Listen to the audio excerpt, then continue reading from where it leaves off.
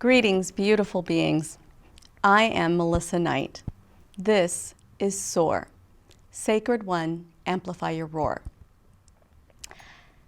I am an oracle, an Akashic practitioner, a light worker, a shaman, an energetic healer.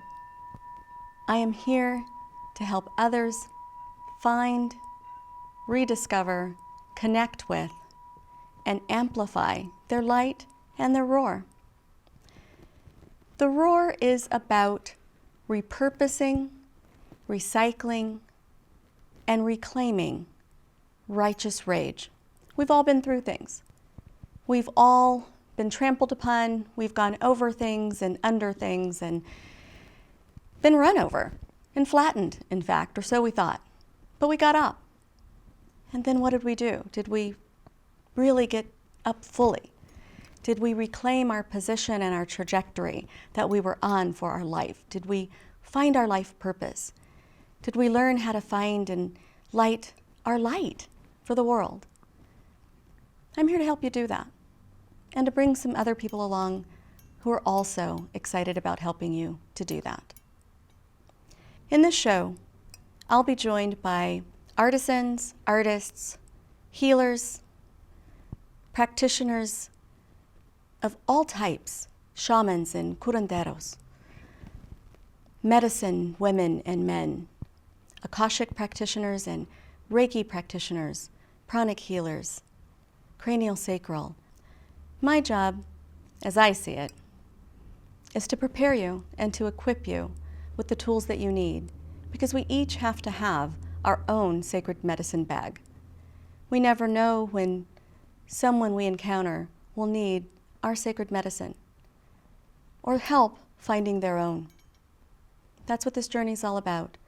It's about finding a tribe, building a community, setting a stage globally for connection, unification, love, and healing, radical healing, because it's absolutely time that we, each of us, reclaim our true selves, reach for our highest and truest selves. I'm ready. I am. Are you? Let's go. Let's soar together.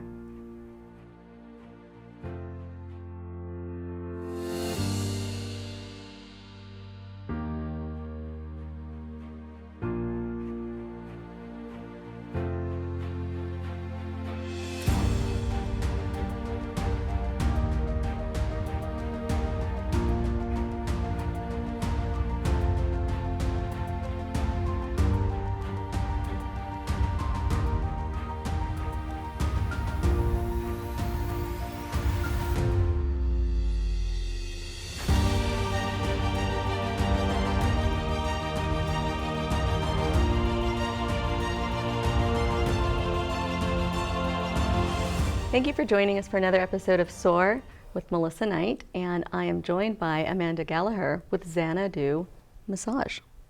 Thank you for having me. Thank you. You have been doing this work for quite some time. 12 years. Yeah. Wow. Yeah. And actually longer than that from... Professionally 12 years. But I actually started doing massage when I was probably about 3 or 4 years old.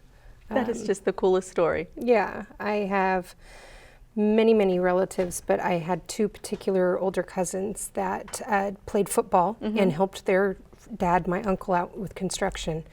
And they would torture me until I would walk on their back and, elbow them and everything. So yes, they would hold me upside down and tickle me and shake me until I agreed to do it. So people who say I've been doing this all my life, you really have pretty much been doing this all your life. Yes. Yeah. Yes. And you finally decided, there's a reason. I really like this. This is for me. Yeah. No, I chose later in life to pursue this career professionally. And when I was almost 30, and it's been such an amazing journey. It provided me an opportunity to live in Europe for a little bit. Wow.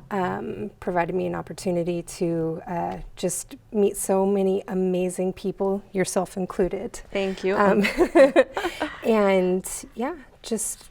It's amazing when we find our path and walk it, the the way that the universe just conspires with us and brings us everybody and everything that we need to do the work that we're meant to do. Most definitely. And I think one of the things that I'm so appreciative of is just the amount of love that you receive by doing a job like this. And it's not just me providing energy work for people, but it's them giving it back to me too. So true. It's so reciprocal, and that's part of the universal law. Exactly. So exactly. It's supposed to ebb and flow just like that. Yes, hopefully. Right? Right? Yes. So you have a chair massage, and we have our very willing participant. It's on a prior episode, Diatra Lee, who is going to get a massage at your very capable hands, and I'm jealous, actually, at the moment. Until we can figure out how you can talk and get a massage at the same time. Exactly. Yeah. So you do mobile massage, and so you're often in businesses, and you do a really cool thing that I've got to figure out a way to be your assistant and carry your chair, because you get concert backstage stuff going on because you're massaging the folks that might be performing at Save Mart Center and other venues. Yes, I've massaged some big name people, some Grammy winners, up and coming people from all walks of their musical career as well. I'm smiling at you, and I'm still trying to not be mad about you and Luke Bryan. I didn't. I heard about that totally after. I definitely would have been your massage chair carrier that day. That was an amazing experience, getting to massage him on his tour bus, and also his wife. I calmed myself down when you said that part. Yes, yes. Members of his band and Little Big Show and all kinds of other things. Wow, so cool, so cool. So when you do that, when you show up and you're not sure who you're massaging, so these aren't necessarily longtime clients, how do you assess what they need, and how do you really connect with them in such a short period of time? And it's all about the quick conversation that you have with them beforehand. Of course, it's always best when you can establish a relationship with a client, and you preemptively know what it is that they're needing, aside from some slight differences that might pop up. But it's really about being friendly and open and honestly projecting the energy to them of being a trustworthy person, that they can trust that this is a sacred space, no matter if it's just a mobile and a pop-up, and that they're respected here, and that I'm here to provide them with the service. You exude warmth and invitation, so you have no problem making people feel comfortable. Yes. Thank you. I hope that.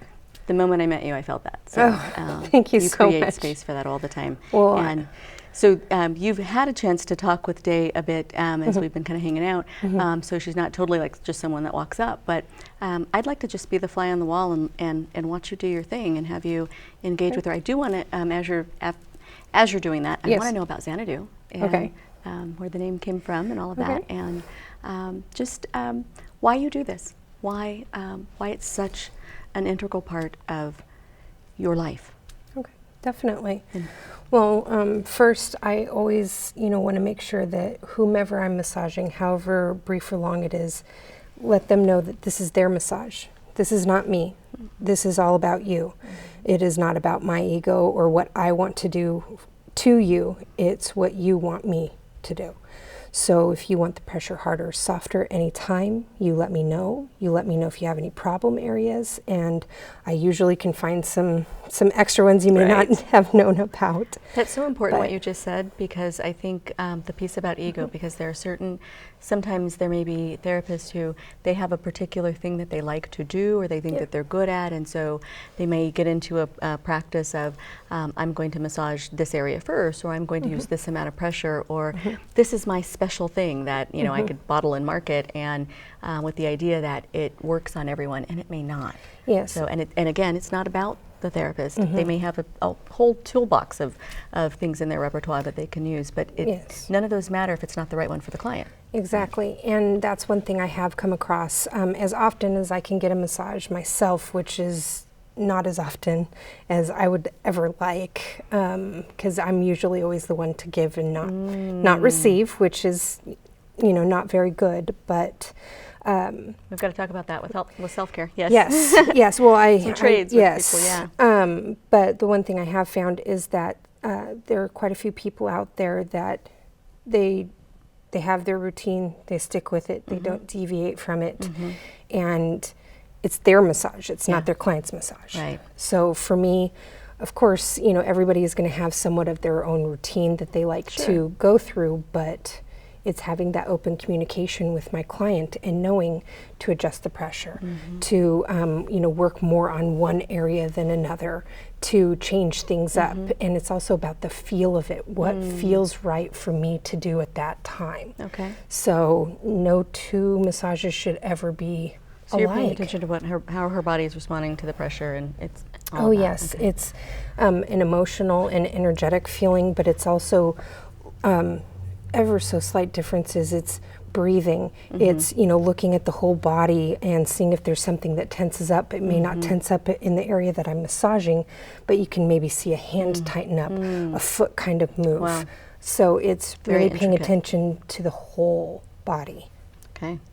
But yeah, it's Is there a difference if you have someone who has never had a massage versus someone who's had many, in terms of their willingness to kind of put their body in your hands and trust you, or their willingness to maybe open up and say what they need, or is there a difference in that? Or There can be, but honestly, I've found so many people are so unique. I've had some people where they've never had a massage before, but they are just so open and so communicative of what they want and how they want it. It's such a wonderful experience to be their first massage therapy person ever. But then there's others that are experienced that are idyllic because they know to be a wet noodle. If I need you to move, I will move you. You don't, you know, I want you as completely relaxed as possible. Yeah. And then there's others that have had many massages that, they have their problem areas and they try and bend their shoulder back and, you know, try and really get you to push on it, and they don't communicate. Just simply, can you put more pressure there? So it's working with people and, you know, communicating with them. how does that feel? Yes. Yes, It feels good. I was relaxing. you. I see. She's being the wet noodle. So she said that she was relaxing. She didn't hear it. She's not mic'd, so I'm going to talk for her. So, folks watching, what did she say?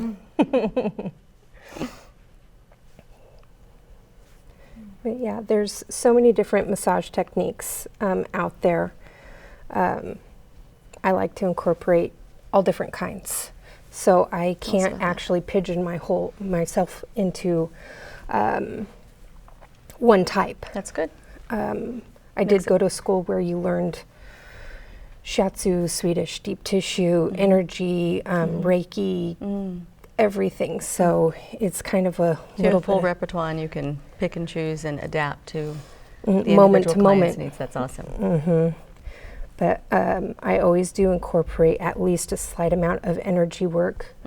If I feel like somebody needs more in depth, I always ask their permission beyond that. But Honoring their where they are in their journey.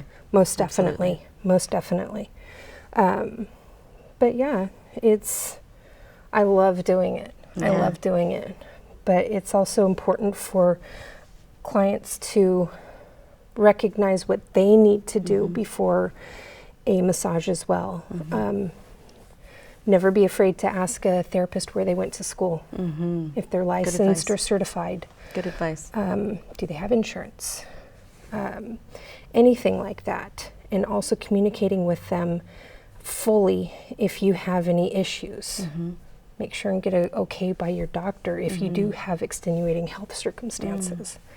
So yeah, there's different things that we need to be aware of before we start rubbing on someone. If somebody's on blood thinners, that's a big no-no. Oh, really? Oh yes, I can easily bruise someone. That makes sense. And especially in elderly clients, you don't want that to happen. But That makes total sense. Yeah, and some conditions, health conditions, are contraindicated for massage. Mm-hmm. So you want to definitely, if you have health issues, get the clearance from your doctor before you get a massage. Good advice, good advice. What would you, is there a list of, for someone who is considering seeking a massage therapist, how do you go about selecting?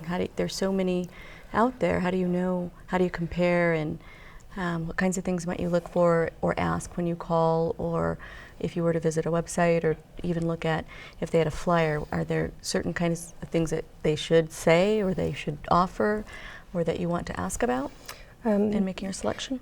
Definitely, you can always ask how long somebody has been in service, but that's not always, that doesn't matter sometimes. Somebody could have just graduated but has a phenomenal touch. There's other people that do go through a program and they're not the greatest of therapists, I hate to say it. So, yeah, it's also what an individual is comfortable with. That is the thing. I look for personal recommendations from people. I agree. Most definitely word of mouth. Now with the internet, you can get the Yelp reviews, and Facebook, you can get the, look at the comments and see what other people have to say about the location. Even Google Maps, if you are going to a brick and mortar, and seeing what their shop looks like.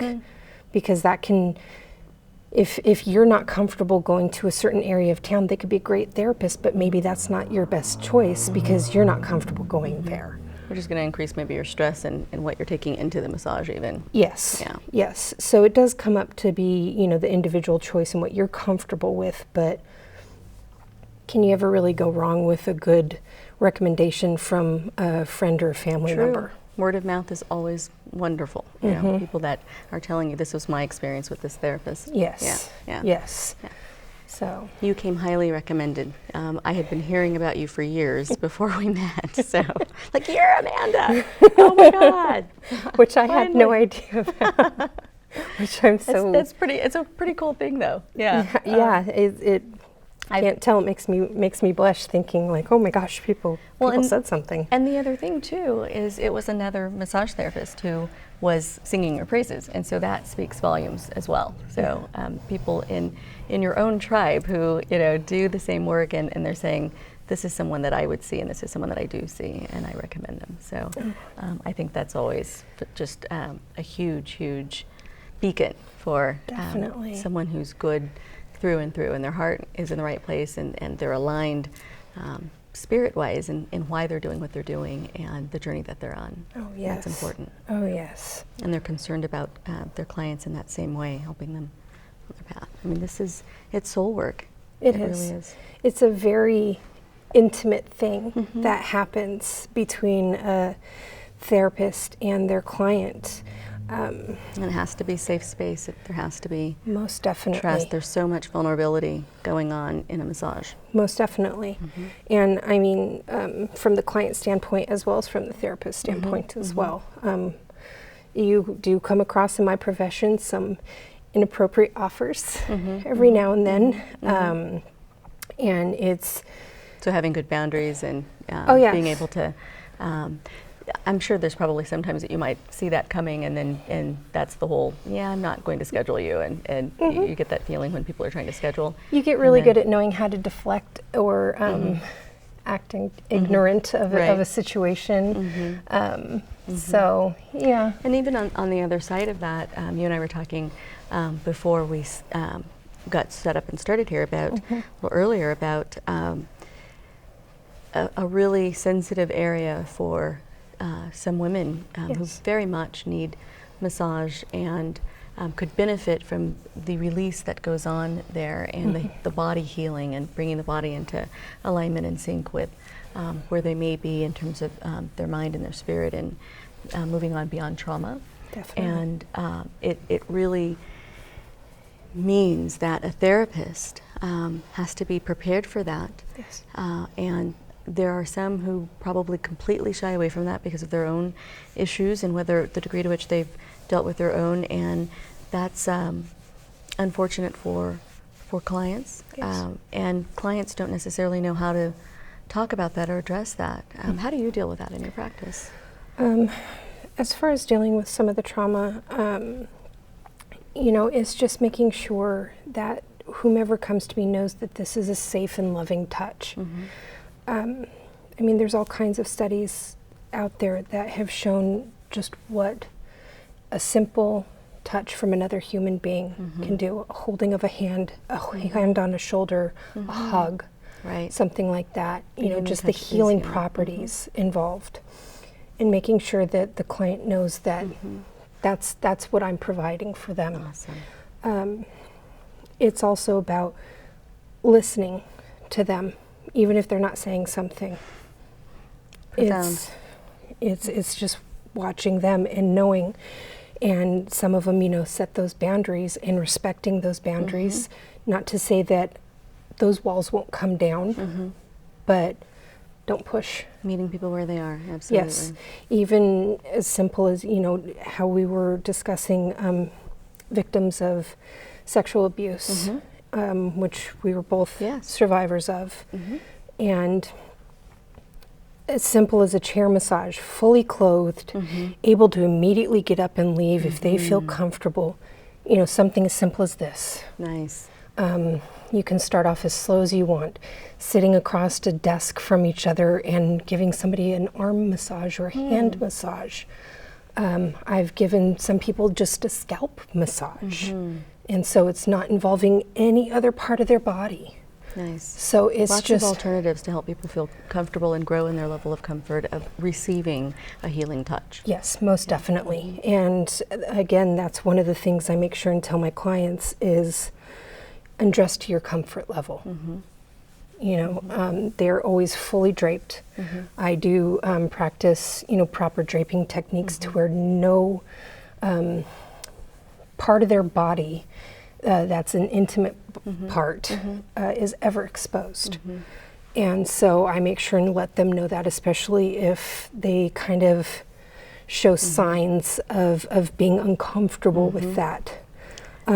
These are all really good tips for people, because as someone who's been getting massage for decades, there have been some good experiences and some uncomfortable experiences and some experiences that didn't even need to happen. Just knowing the right kinds of things to ask, and I know so many people who don't know what to ask. So how will I be draped, or what might you use, and that kind of thing. I had a massage once. I don't even remember where it was, but the towels were.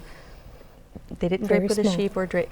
Yeah, they were very small. I was like, that's Like hand really, towels. Yeah, bigger than hand towels, but bath towels that were shrunken or something. And I went, yeah, where's the Child-sized sheet? bath Right, towels. right. Like, where's the sheet? Yeah, where's the part that Yes. Yeah, and because you should see it on the table before Yes. you. Oh, right, yes. That it should. Yeah. So. Well, if you're not comfortable with that, because there's part of me where, doing massage, I have seen every part of any human being of course. ever. And massaging in Europe, the standards there are a little different. Really? Coming from American standards, where we're very closeted in what we Covered, want to maybe show covered. and covered, and very modest, very modest here.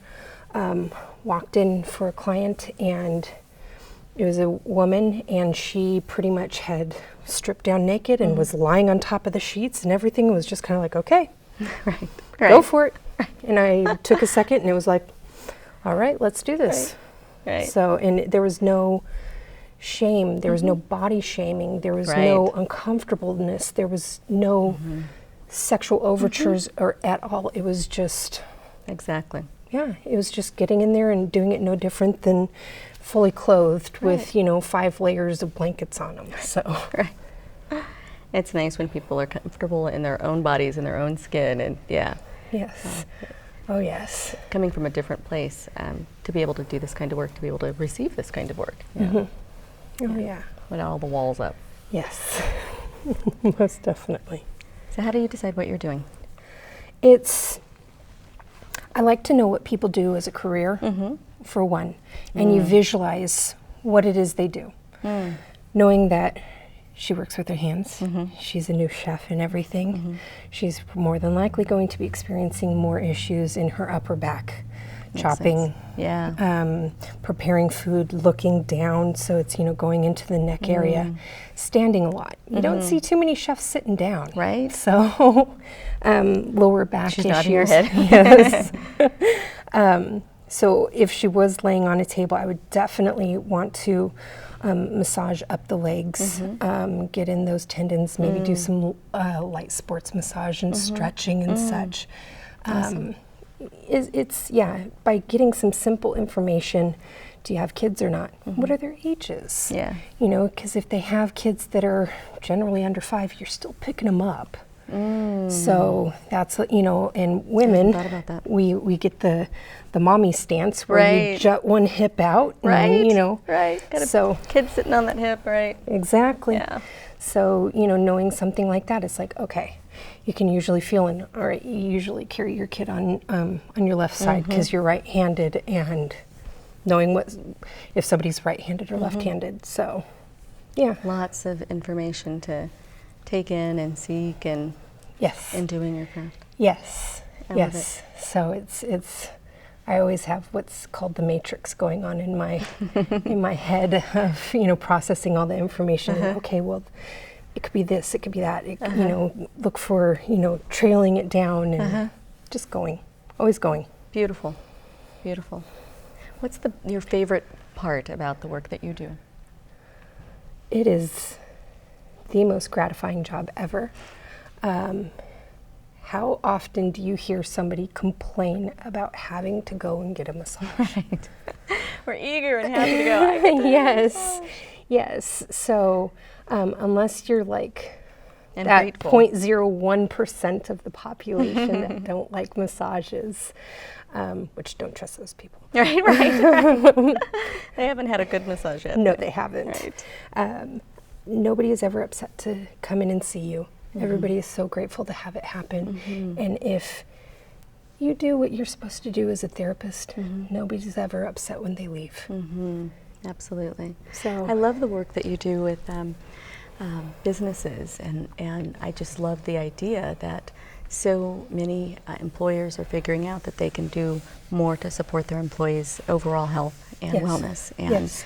bringing in therapists that are mobile and offering that as an added benefit of working there, and saying, hey, I value you and I understand that work can be stressful, and but we're going to do this ever so often. That's a beautiful thing. I think it's very progressive and Oh, yes. definitely necessary. yes, just to hear the excitement on the employees' voices, like, oh my gosh, we have been looking forward to this all week, Yeah. or, just the excitement. And the last business I went into, I think every single person personally thanked me for coming in. I mean, Wow. how much Yeah. more gratifying can you get from that?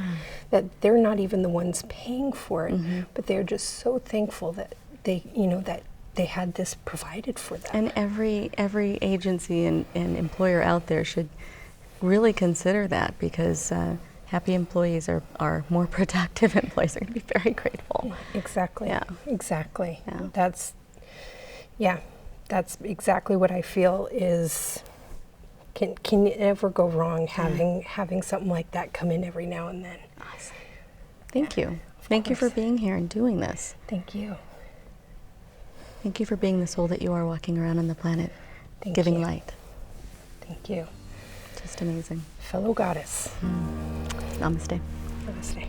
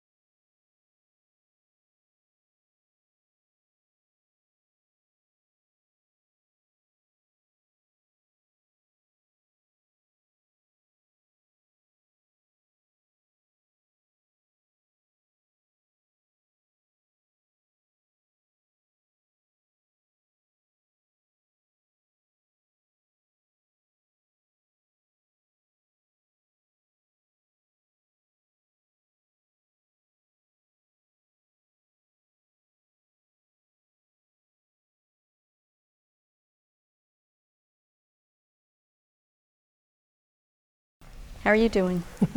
I'm good. I have the best part. Right. Thank you for joining us. We will see you next time. I hope I'm in that shot. I'm looking at camera 2, because that's the light that's on. There you go. If she didn't want that, she'll cut it from earlier. Mhm. You'll cut it from earlier, huh? Keep going. She's gonna add something in. Okay. Are we play talking, or are you gonna make me do the closing shot? It was fine. Okay.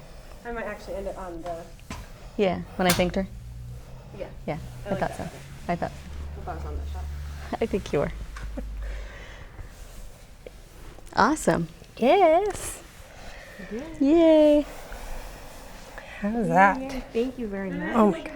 Oh. Oh. Okay, yes. Yes, continue on. Continue on. She's the one that really needs to be in that chair. Miss Natalie? Mm-hmm. Yeah.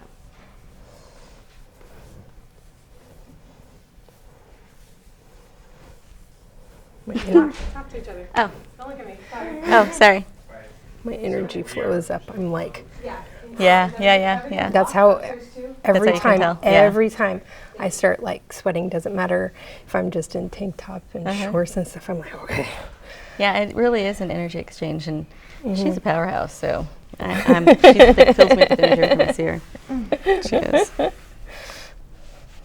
So Wednesday, the sexuality class is. It starts at 2?